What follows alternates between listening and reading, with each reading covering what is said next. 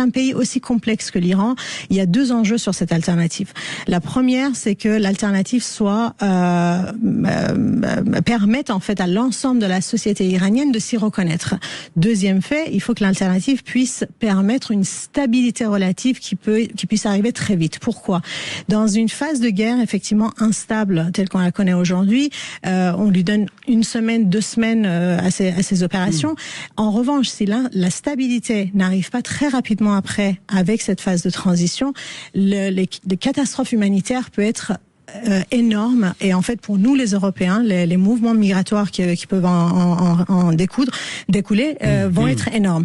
Donc cette phase de stabilité nécessite que toute la société soit embarquée très très rapidement. Aujourd'hui, ce qui est crucial, et on va vers ça, on converge vers ça, dans les moments de crise, la société iranienne a démontré qu'elle avait cette capacité de se rassembler, de former une unité.